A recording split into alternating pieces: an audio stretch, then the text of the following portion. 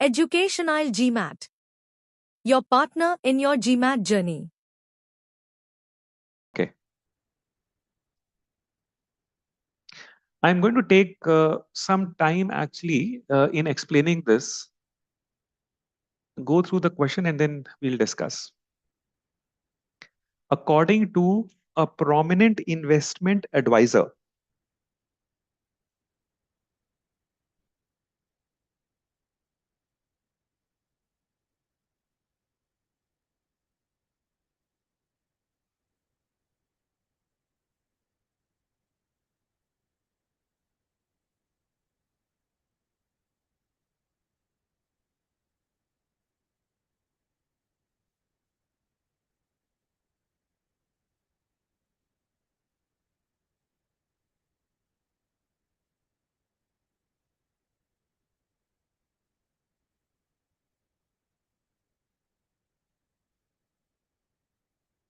so select for least probability for both, least probability for both. The least probability compatible with the probabilities provided by the investment advisor.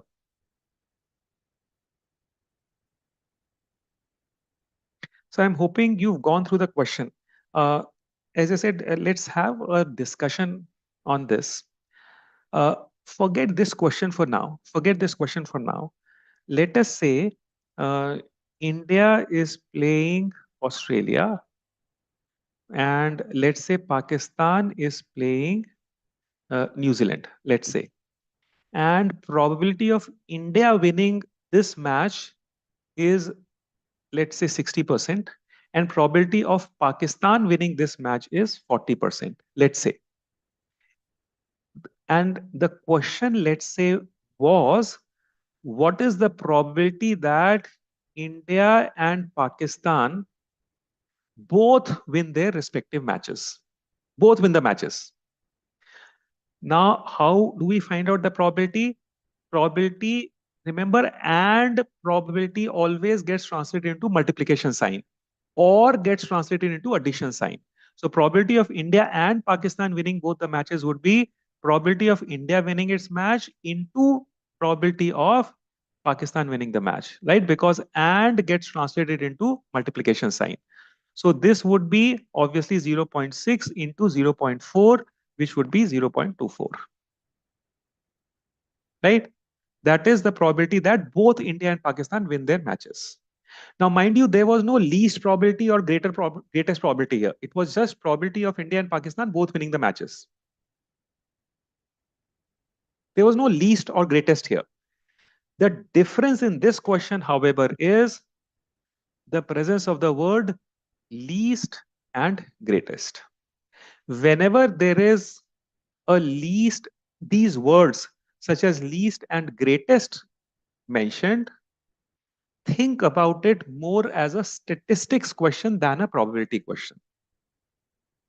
The reason, by the way, in the background, what's going on is when I said probability of India and Pakistan both winning the matches, and I said probability of India winning the match into probability of Pakistan winning the match, the underlying fundamental assumption was that both these matches are entirely independent of each other, which means the India-Australia match is independent of Pakistan-New Zealand match.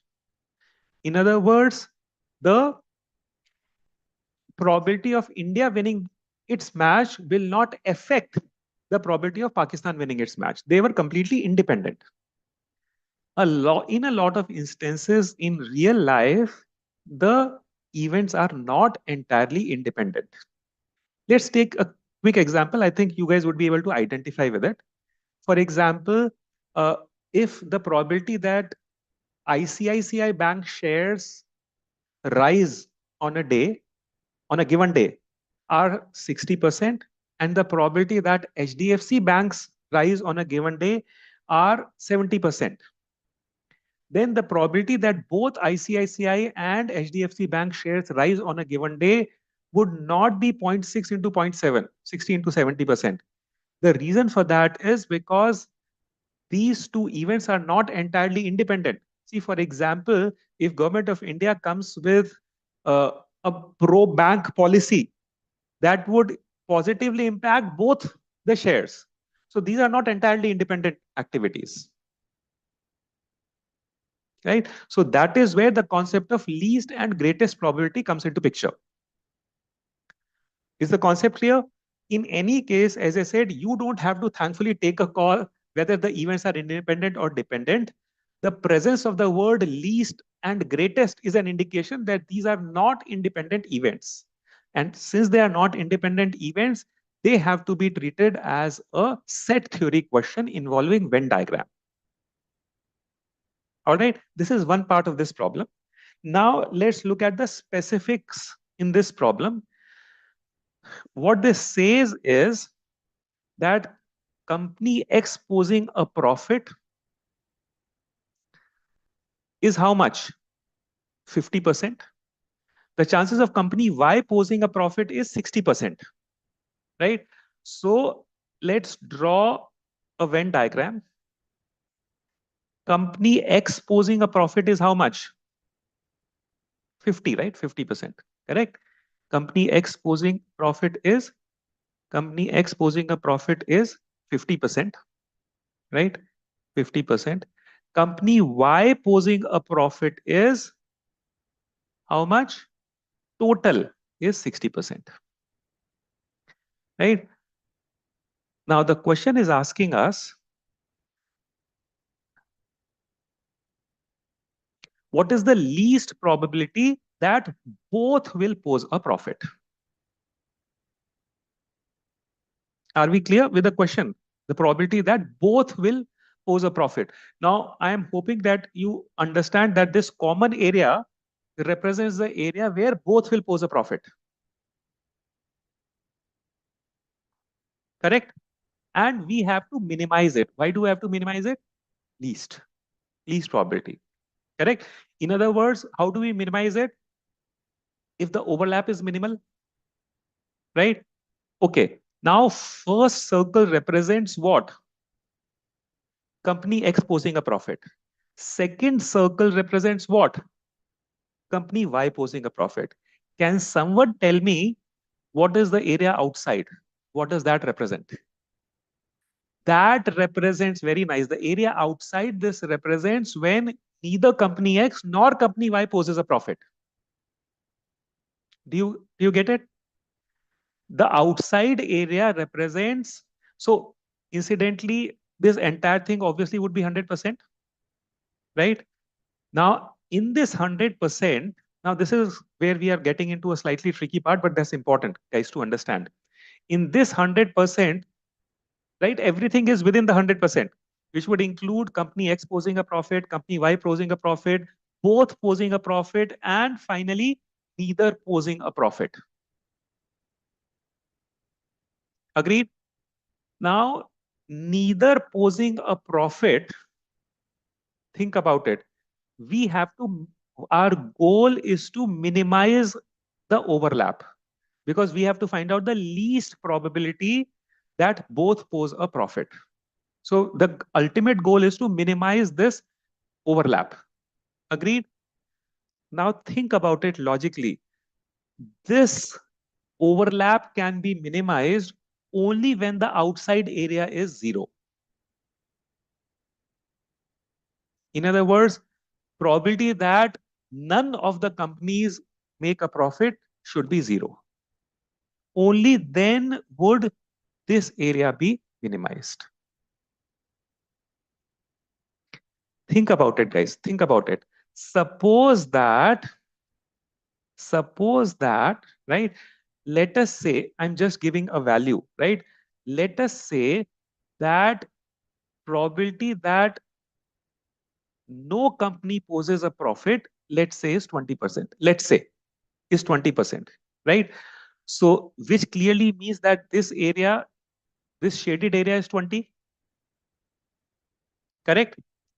So if this shaded area is 20, right, then what is the area that we have available for these? Only 80. See, out of 100, 20 is outside the circle, right? So the area that is inside the circle would be 80, right?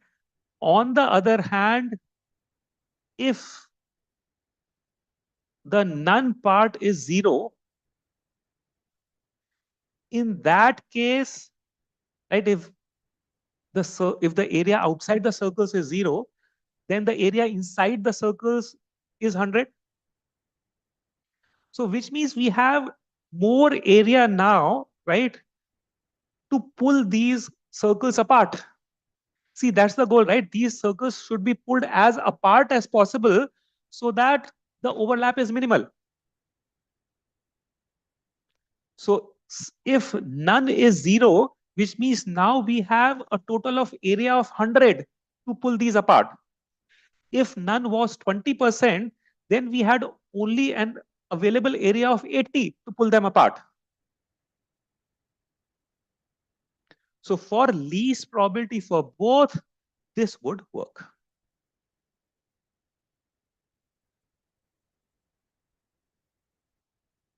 Are we clear?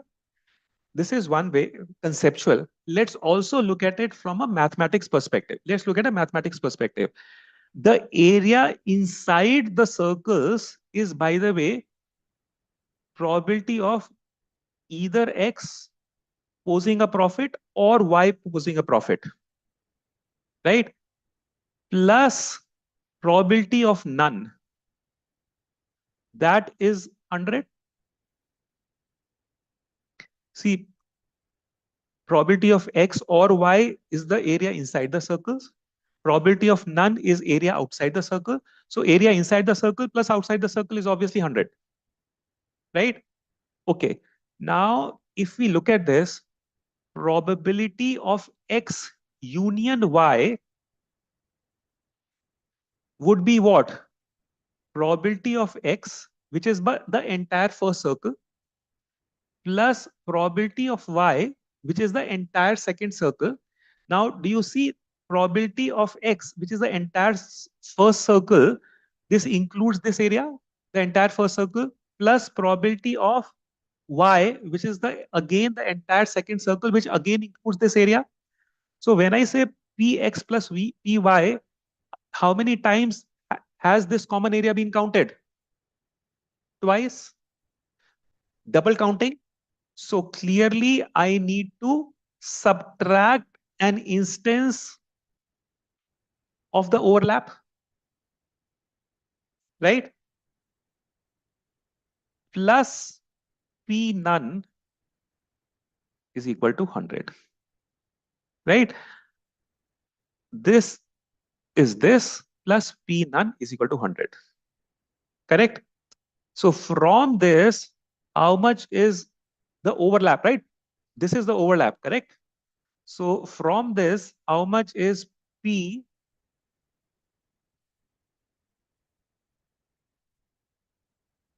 X intersection Y?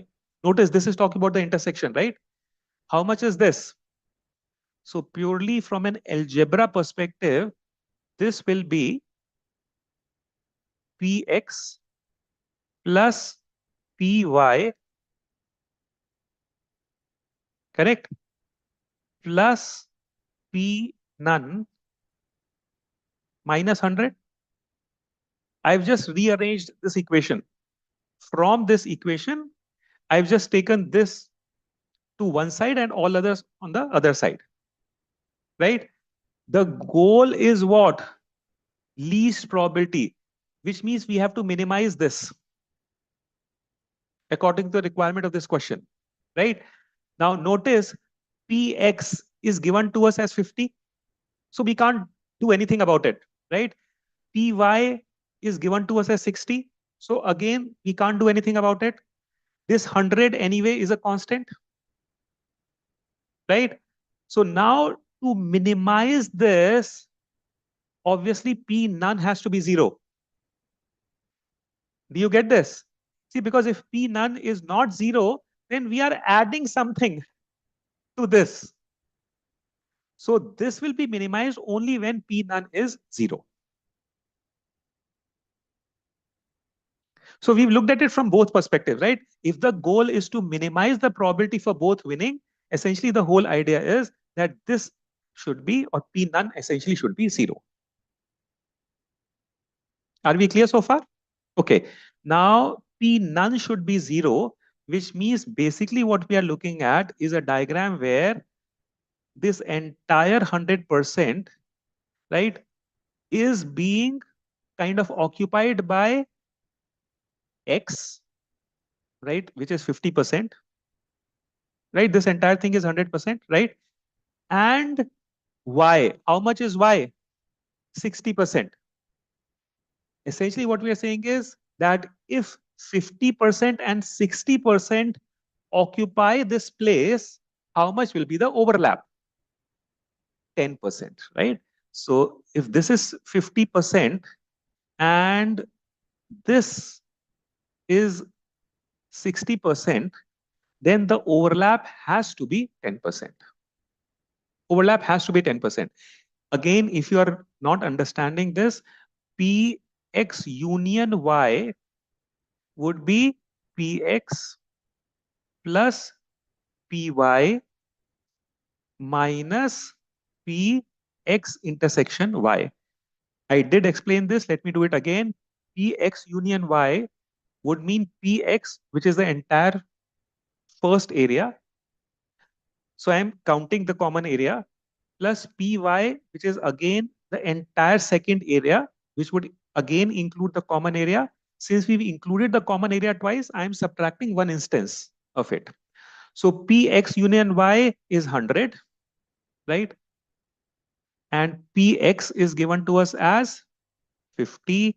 Py is given to us as 60 minus Px intersection Y. So from this, Px intersection Y comes out to be how much? 10. So 10 is the least probability. 10% would be the least probability that both X and Y pose a profit. Are we clear, guys? Any doubt? So again, for all these kind of questions where you find out the least probability, as we discussed elaborately, you have to assume that P none is 0. That's the whole point. Greatest probability, I think, will not be difficult. When will it be the greatest probability? So least probability, anyway, we found out, right? That would be the least probability. And for greatest probability, the overlap should be maximum between what and what? 50% and 60%. And when will the overlap be maximum? Obviously, in this case, if one circle is residing inside of another circle, so 50% obviously would be the greatest overlap. So I think the greatest probability is easier to find out. Least probability is what generally creates problems. But I'm hoping that subsequent to our discussion today, things should be clearer. Any doubt, guys? Any doubt? Now, the reason I am elaborating this in such detail is because this is a concept that gets quite regularly tested on GMAT for slightly advanced level questions, not just in data insights, but also in quant as part of statistics. So this concept needs to be clear, guys.